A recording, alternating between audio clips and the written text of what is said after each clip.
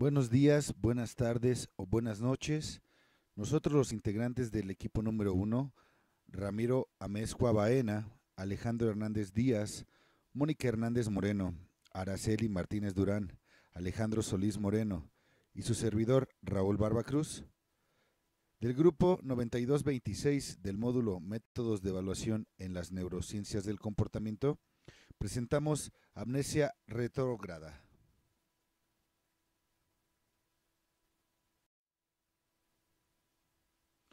Para comenzar, definimos a la amnesia retrógrada como una incapacidad para evocar hechos previamente almacenados.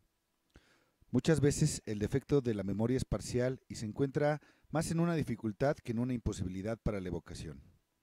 Es común que la amnesia se acompañe de confabulación. Esto quiere decir rellenar los vacíos de la memoria con hechos ficticios o inexactos. También puede ser de intrusiones, que es añadir recuerdos falsos a otros verdaderos, o de interferencias, que se refiere a mezclar hechos ocurridos en circunstancias distintas. Las causas más frecuentes de amnesia retrógrada en personas jóvenes son los traumatismos craneanos, aunque también es conocida la alteración de la memoria por la afectación talámica. La amnesia retrógrada se caracteriza por la alteración de la memoria remota, la imposibilidad de recuperar información del pasado, de tipo autobiográfico, procedimental y semántico. Para determinar si existe una lesión que cause amnesia retrógrada, se utilizan procedimientos como la tomografía axial, la resonancia magnética o la electroencefalografía.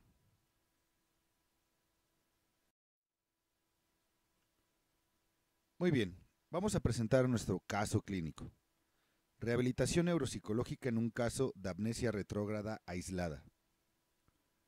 Este fue retomado desde Redalic. Dejamos el vínculo para su consulta. Como objetivo, es difícil encontrar este trastorno de manera aislada, por lo que no hay evidencia de un plan de intervención estructurado que permita mejorar dicha alteración cognitiva, por lo que el objetivo de la investigación fue el de documentar el caso clínico de una paciente de 28 años de edad, residente de Medellín, Colombia, quien posterior a un secuestro sufre la pérdida de la memoria remota. Con ello se busca fomentar el desarrollo para futuras investigaciones con respecto a este tema y establecer un plan de tratamiento apropiado para pacientes que presentan esta condición.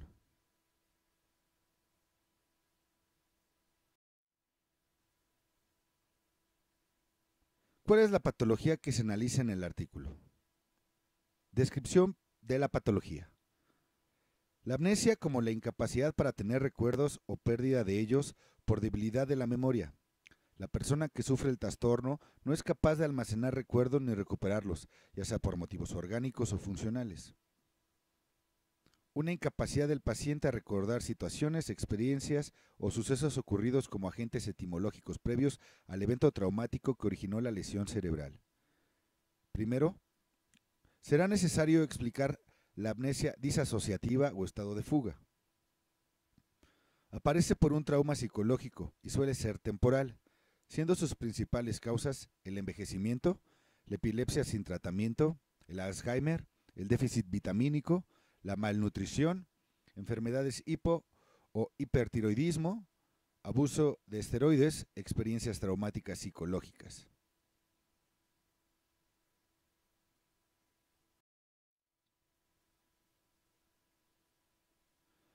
El fenómeno disasociativo se da por causas psicológicas, como un mecanismo por el cual los recuerdos se inhiben si están ligados a experiencias estresantes, inasumibles, con un desarrollo normal, ya sean anteriores o posteriores a un rango de la vida del paciente. La amnesia retrógrada es un tipo de amnesia caracterizada por la incapacidad de recordar eventos ocurridos antes de la lesión o deterioro cerebral. La observamos como un déficit neuropsicológico poco común, ya que se presenta sin afección en la memoria reciente y se caracteriza por la alteración de la memoria remota o la incapacidad de recuperar información autobiográfica pasada, procedimental y semántica. Es difícil encontrar un único lugar en el que se aloje un recuerdo concreto, como el recuerdo de una experiencia pasada. Ahora sabemos que hay regiones cerebrales que son importantes para el almacenamiento de cierto tipo de información. Sin embargo, el recuerdo de una experiencia concreta se compone de fragmentos de información que se guardan en lugares distintos del cerebro. Y cuando recordamos, cuando tenemos la experiencia de rememorar el pasado, lo que sucede es que estos pedacitos de información vuelven a unirse desde las diferentes partes del cerebro. Y cuando evocamos una experiencia del pasado, miramos atrás y recordamos las vacaciones del verano pasado, cuando nos acordamos de que fuimos a un concierto, de la música que sonaba y del aspecto que tenía todo, lo que probablemente sucede es que hay partes de nuestro cerebro visual y partes de nuestro cerebro auditivo que se activan. Y el hipocampo ayuda a reunificar estos fragmentos de información. Entonces todas las piezas vuelven a unirse y es lo que experimentamos como recuerdo. Fantástico. El hipocampo está formado por dos pequeñas regiones enclavadas en cada hemisferio cerebral. A partir de las diferentes sensaciones asociadas a un determinado momento o espacio, el hipocampo orquesta una verdadera recreación de las situaciones pasadas. Toma información del córtex visual para reconstruir parte de la escena. Va a buscar asimismo las conexiones neuronales del córtex auditivo que conservaron las voces, los ruidos, la música, característicos de aquel instante. También recopila información de las áreas olfativas o gustativas. Así, el hipocampo puede considerarse el árbitro de la puesta en escena necesaria para revivir un recuerdo.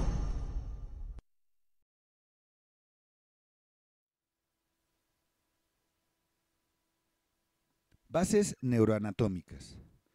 La memoria tiene una dependencia crítica de la integridad del hipocampo, participando en la red que involucra a otras áreas corticales, donde el comportamiento eléctrico permite que la información se codifique con otras estructuras en la red en el proceso de consolidación.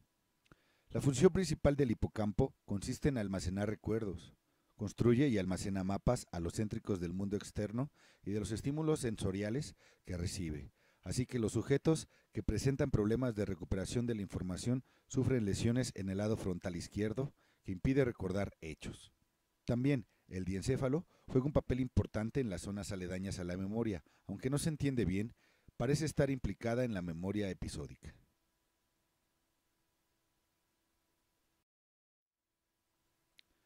En lo concerniente a los lóbulos temporales, se puede decir que son esenciales en la memoria semántica factual, ayudan a la consolidación de la memoria al hipocampo.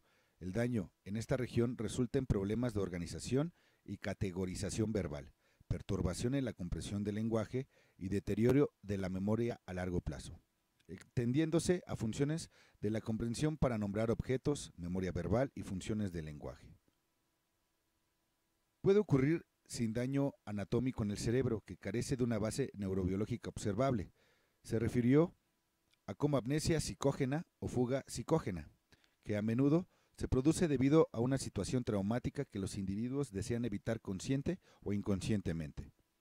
El inicio de la amnesia psicógena puede ser global o una situación muy específica.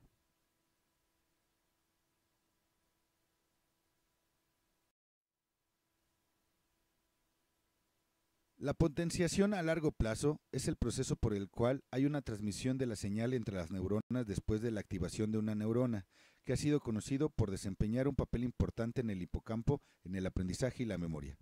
Los cambios comunes en el hipocampo se han encontrado estar relacionados con el estrés y la LTP inducida. Los elementos comunes apoyan la idea de que las variaciones de tensión pueden jugar un papel en la producción de nuevos recuerdos, así como la aparición de la amnesia retrógrada de otros recuerdos. También la amígdala juega un papel crucial en la memoria y puede ser afectada por estímulos emocionales que evoca la amnesia retrógrada. Lago de Constanza. La Clínica Schmieder es un centro internacional especializado en neurología. Los pacientes reciben tratamiento para las causas neurológicas y psicológicas de la amnesia. Roger Smith quiere investigar las causas neurobiológicas de la amnesia. Los factores psicológicos ya los conoce. Si una persona ha sufrido un estrés psicológico, un estrés que pone en cuestión su humanidad, Una segunda situación de estrés puede ser tan abrumadora que pone en peligro toda la estructura. En un caso así, olvidar todos esos recuerdos dolorosos puede ser un verdadero alivio.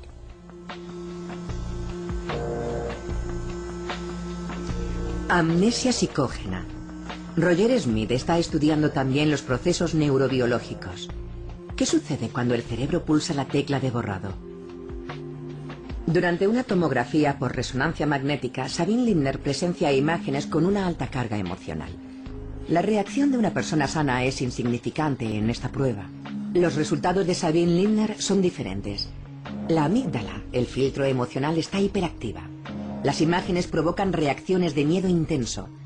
Eso indica que su cerebro no procesa correctamente la información. La reacción exagerada es similar a un estado de alerta, tanto desde el punto de vista neurobiológico como desde el psicológico. El cerebro ha aprendido a experimentar ciertas situaciones como amenazas. Sigue habiendo puntos débiles. Esos puntos débiles neurobiológicos son redes bloqueadas en el cerebro de Sabine Lindner. La causa es que, tras varios acontecimientos estresantes, el cerebro corta la conexión. ¿Quiere decir esto que los recuerdos de la infancia de Sabine no están perdidos, sino solo encerrados? En lugar de borrarlos, el cerebro ha dado un aviso. Peligro. No abrir. La caja de las muñecas de su infancia está cerrada.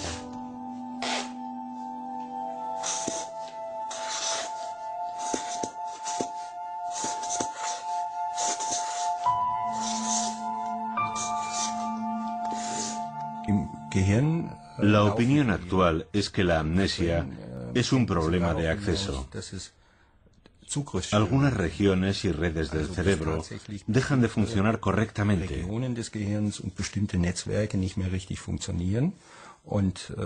Los recuerdos siguen ahí, pero no podemos alcanzarlos.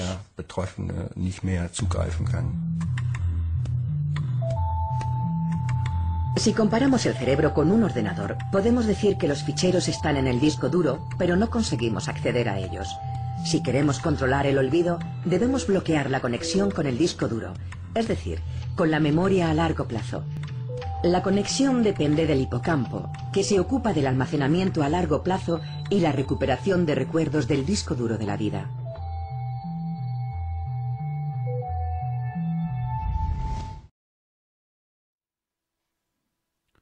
Los principales síntomas: severa amnesia retrógrada semántica, episódica y procedimental. A nivel de lenguaje existe una afectación léxico-semántica por pérdida de palabras y significados, el no reconocimiento a sus familiares o conocidos, olvido de estudios profesionales y el oficio, así como el olvido de actividades cotidianas como el bailar, cocinar, nadar, etc.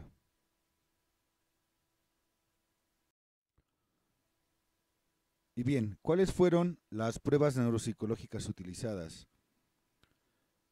Tenemos algunos aspectos generales de la prueba, en qué consiste, a quiénes se aplica.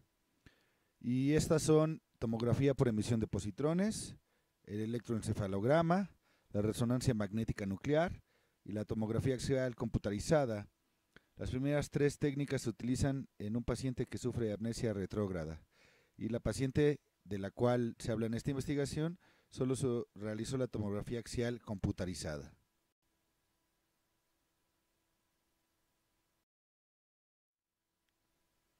Bien, la tomografía por emisión de positrones, o SPECT por sus siglas en inglés, es una técnica funcional que se utilizó y es una técnica invasiva ya que utiliza trazadores radioactivos inyectados al paciente.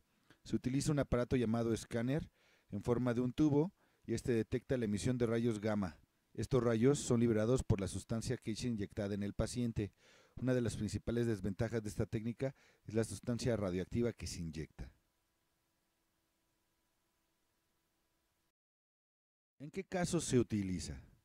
Para revisar las funciones cerebrales, diagnosticar cáncer, problemas cardíacos y trastornos cerebrales, mostrar áreas en las cuales haya flujo sanguíneo deficiente, muestra resultados en el suministro de tratamientos de medicamento. George L. Brownell, médico estadounidense, creó el primer instrumento para la generación de imágenes tomográficas en 1950. Fueron las primeras versiones comerciales por la empresa Ciclotron Corporativo en 1989.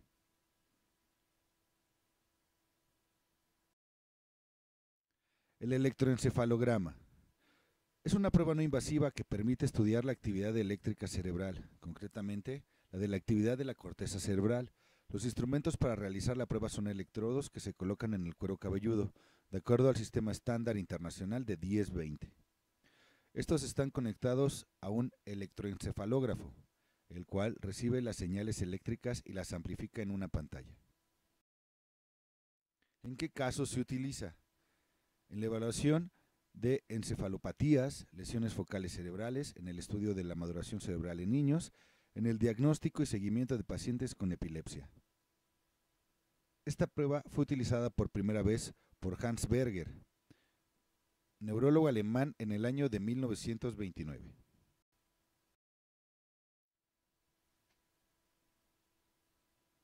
Resonancia magnética nuclear.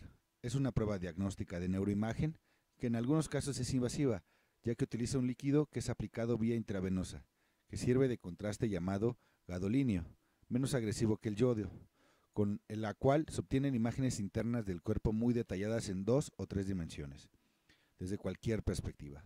Utiliza un poderoso campo magnético, el cual es inducido a través de un aparato en forma de túnel o en forma de dona, abierto en ambos extremos. ¿En qué casos se utiliza?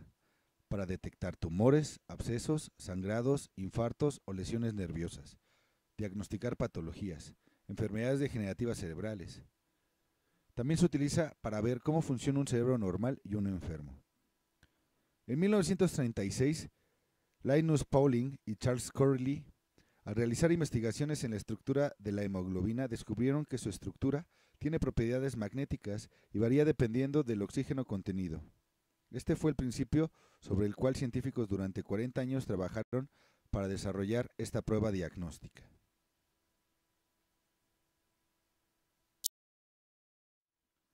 Tomografía axial computarizada. Es una prueba diagnóstica invasiva ya que utiliza por lo general un compuesto de yodo. Este es inyectado por el médico al paciente y sirve como marcador porque proporciona contraste a las imágenes.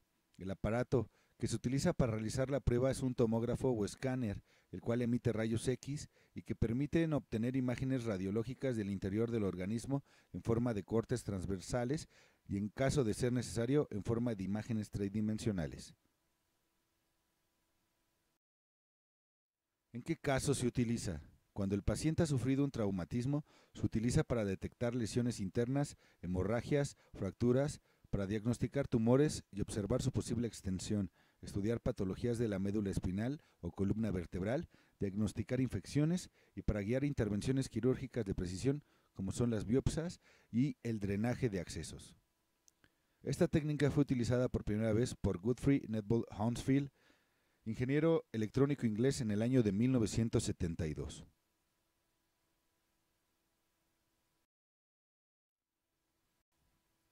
¿Qué procesos psicológicos se encontraban alterados y el por qué? El estrés postraumático. ¿Por qué? Revive con frecuencia de forma involuntaria el acontecimiento traumático. Presenta hiperactividad en el sistema nervioso, generando respuesta de alerta constante. Genera conductas de evitación, el lugar y el acontecimiento traumático.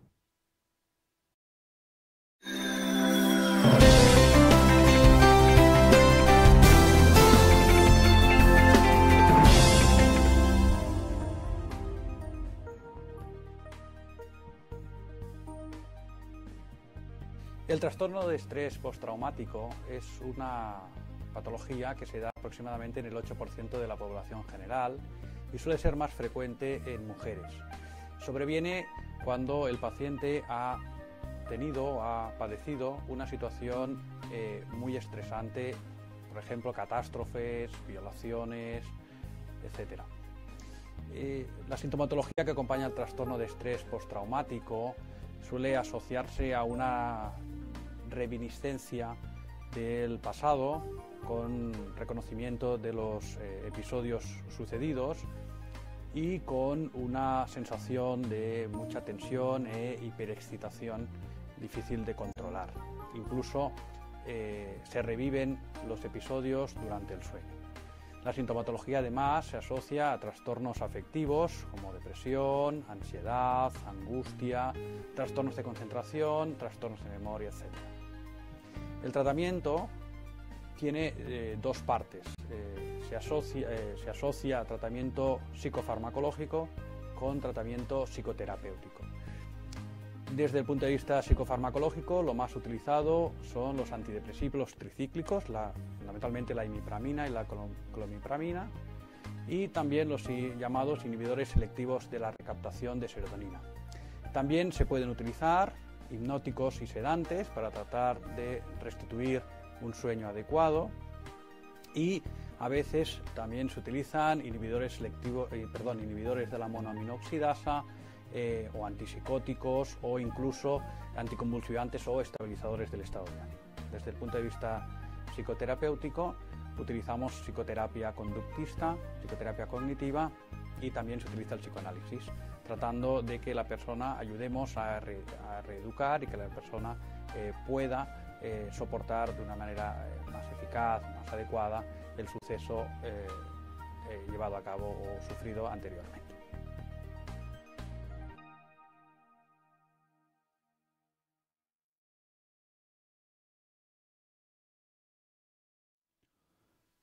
¿Qué procesos psicológicos se encontraban alterados? ¿Por qué? Olvido traumático. ¿Por qué? Presenta alteración del funcionamiento psíquico normal. Ocasiona daño al hipocampo u otras regiones cerebrales adyacentes, como el sistema temporal medio. El olvido postraumático se caracteriza por confusión, problemas para seguir actividades, identificar el contexto en que se encuentra el paciente o recordar material presentado. El grado de afectación puede variar de unos momentos de lucidez a otros de amnesia severa, y en general es un estado dinámico que evoluciona en el tiempo.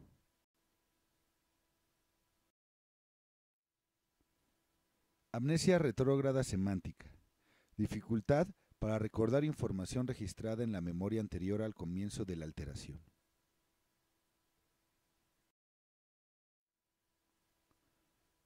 Es una imposibilidad de acceder a eventos que han ocurrido antes del momento en que se produjera el hecho traumático. Olvido de conocimientos adquiridos a través del saber y de la cultura. Hay daño en el área cortical y puede provocar pérdida de información y fragmentación del conocimiento.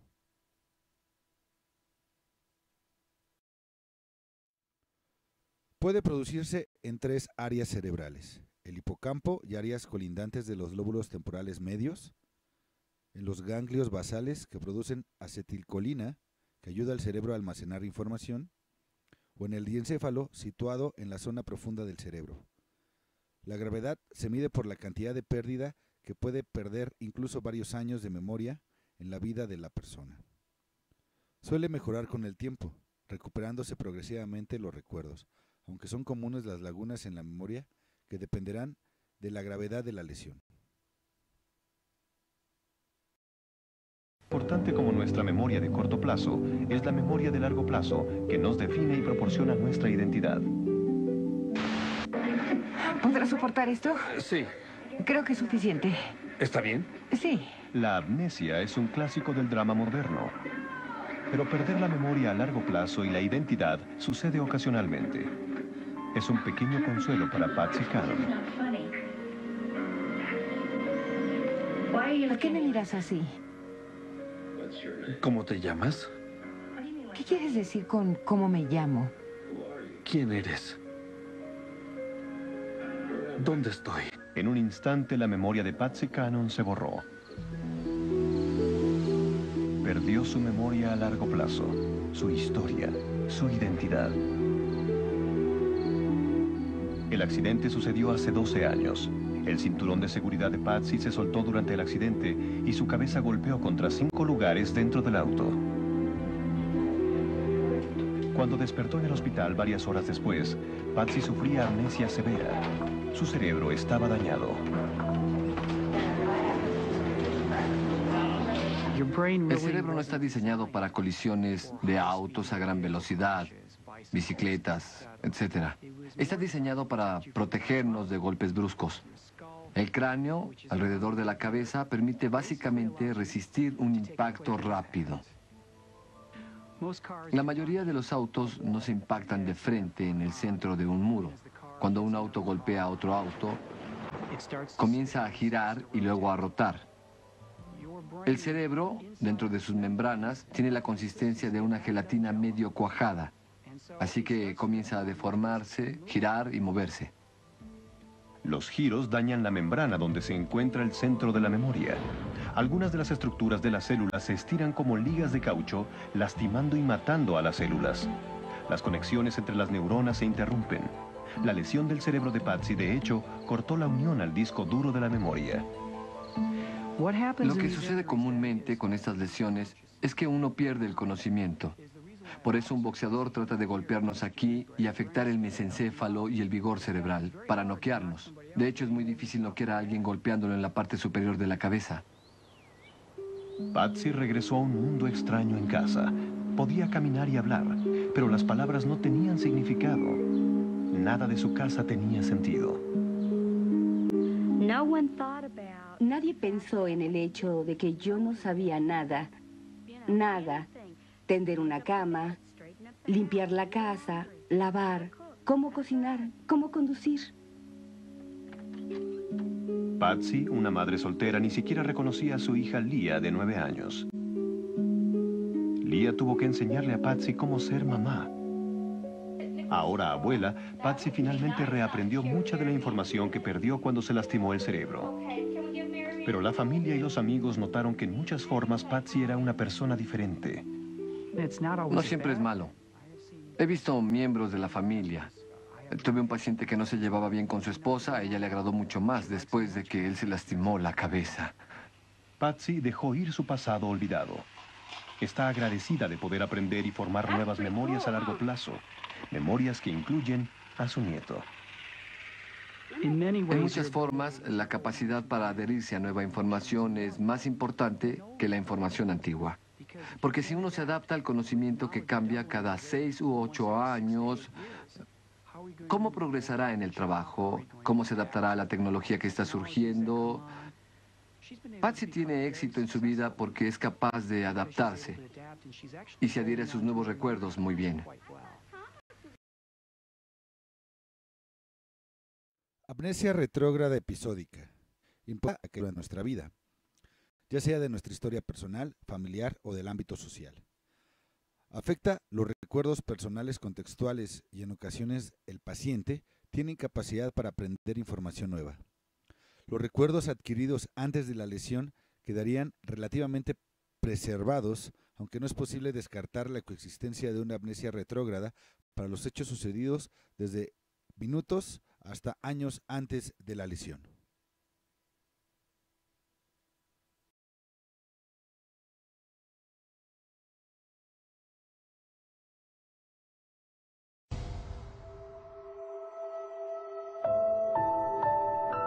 ¿Y si no tuviésemos recuerdos?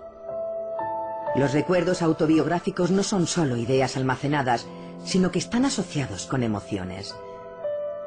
Empezamos a formar recuerdos autobiográficos a los 3 años y lo hacemos siempre que interactuamos con los demás.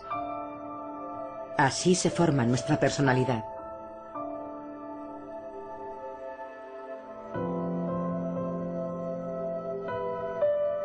Sabemos de dónde venimos, quiénes somos y por qué somos como somos. Si olvidamos nuestra vida, estamos perdidos.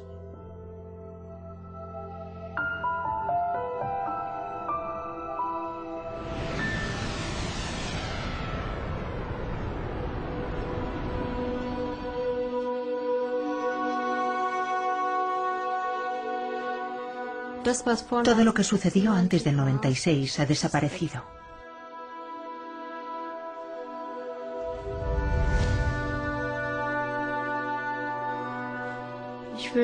Me gustaría saber quién soy.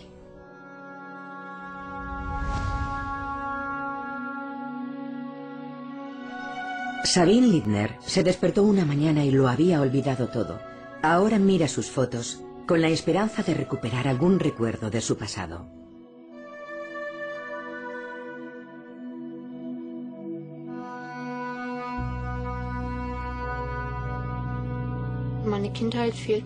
No tengo ningún recuerdo de mi infancia.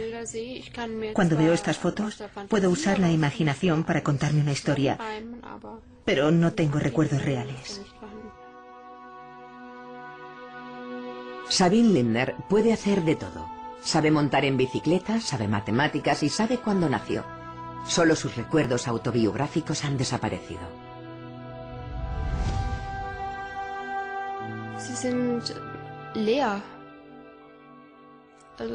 Están vacías.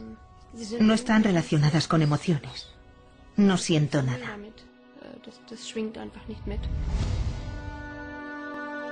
¿Qué ha sucedido? Científicos de todo el mundo buscan la clave de nuestros recuerdos. El cerebro conoce la clave para borrarlos: la amnesia.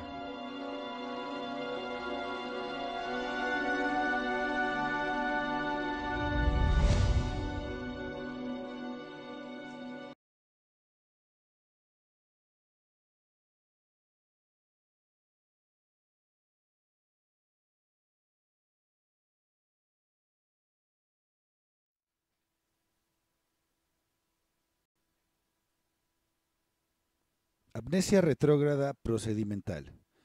Enigmas de la memoria implícita. La memoria adquirida a través del condicionamiento clásico, sensibilización y habituación implica órdenes de los sistemas sensoriales y motores implicados en el aprendizaje. La intensidad de los síntomas dependerá de la gravedad de la lesión y su localización, pudiendo afectar tanto a la memoria verbal como a la no verbal.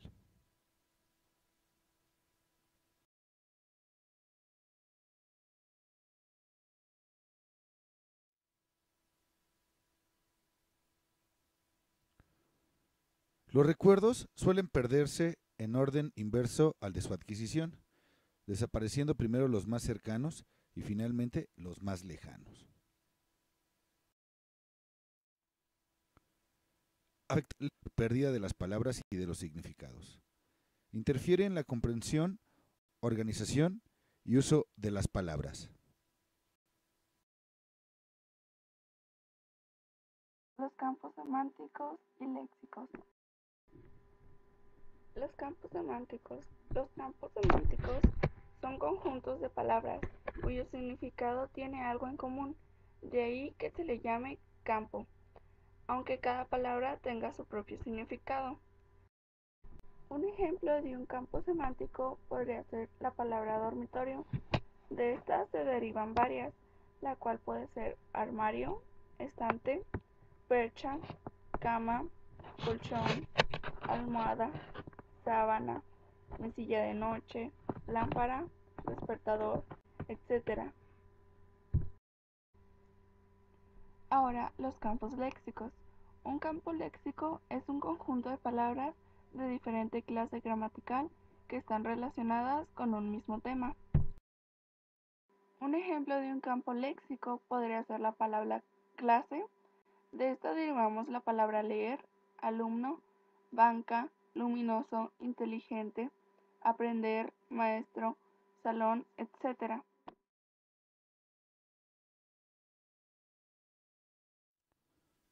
Afectación grave de la memoria remota.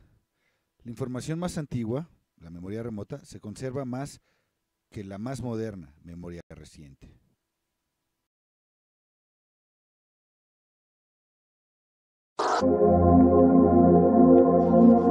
A medida que nuestros cerebros se desarrollan, ganamos otras cualidades únicas a los humanos. Somos conscientes de nuestra propia identidad e individualidad. Logramos la habilidad de pensar por nosotros mismos. Y estamos formando memorias que durarán toda una vida. Como nuestro primer día en la escuela.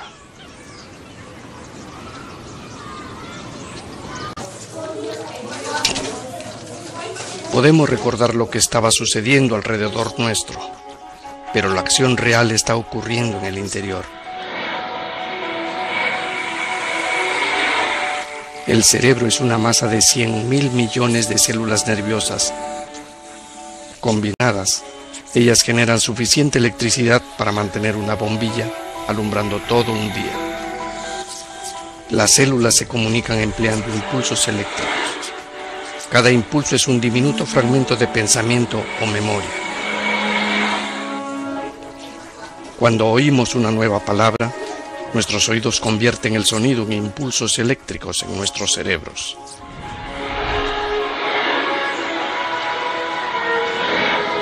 El cerebro puede aprender porque las conexiones entre las células cerebrales no son permanentes. El cerebro se reconecta a sí mismo. Las células nerviosas envían zarcillos, llamados axones, que forman constantemente nuevas conexiones. Las células se encuentran en un espacio diminuto llamado una sinapsis.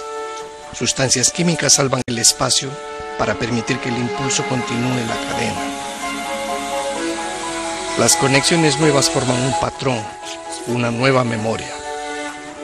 Aprendemos haciendo nuevas conexiones entre las células cerebrales y luego reforzándolas mediante la repetición. Cuanto más intenso es el reforzamiento, tanto más probable que la memoria se fije.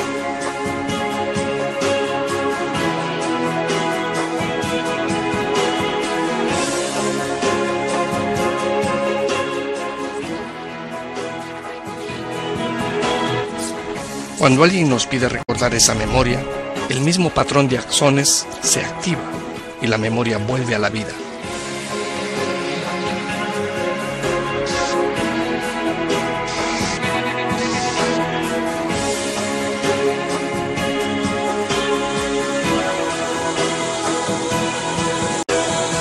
Nuestro cerebro responde enviando mensajes a los nervios que accionan los músculos de nuestros brazos. Levantamos nuestra mano.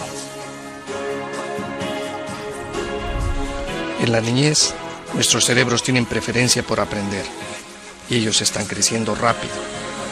El crecimiento rápido permite a nuestros cerebros formar fácilmente nuevas conexiones, una habilidad que desaparecerá gradualmente con la edad.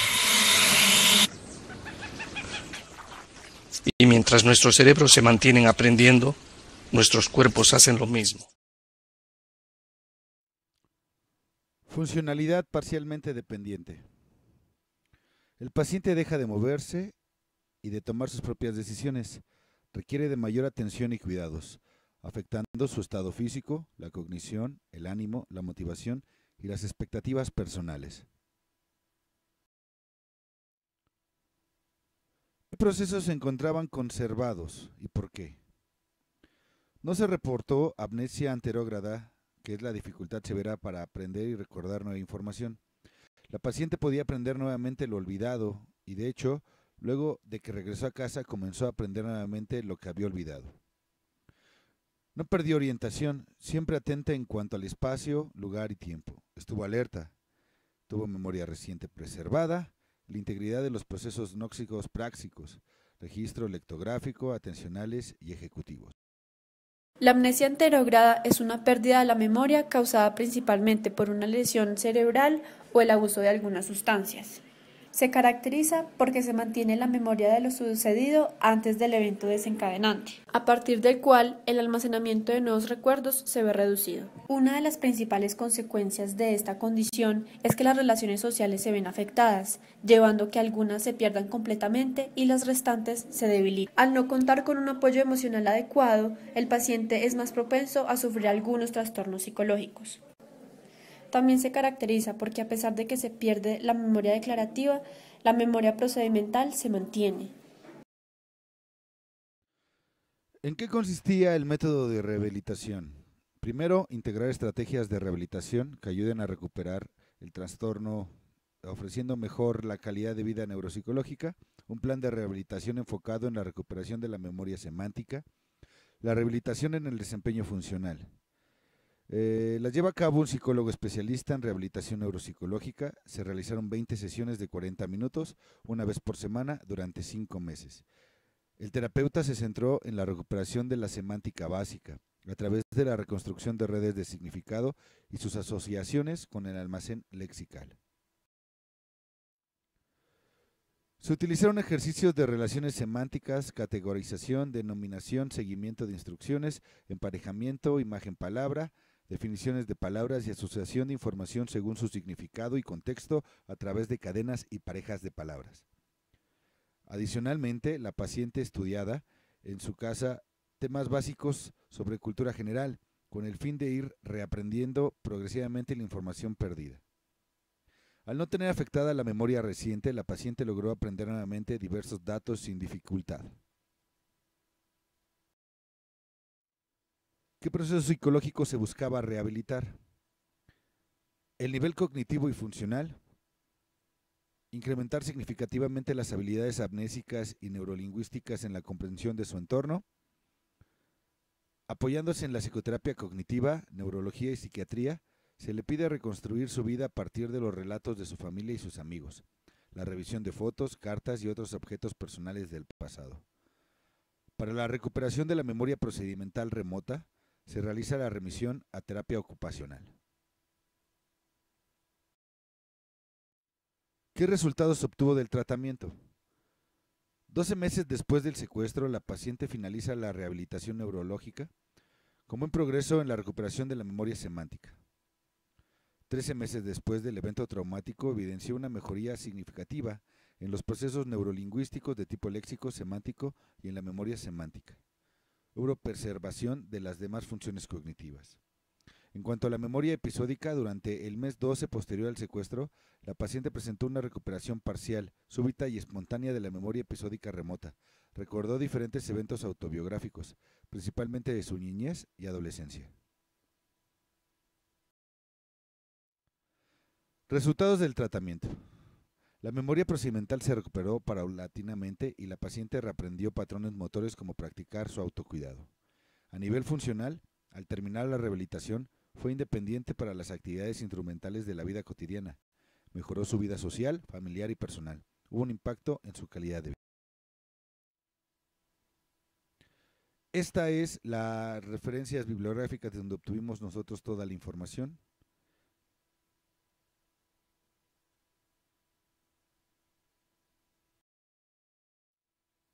Y finalmente, agradecemos a todos por la atención prestada a esta presentación. Muchísimas gracias.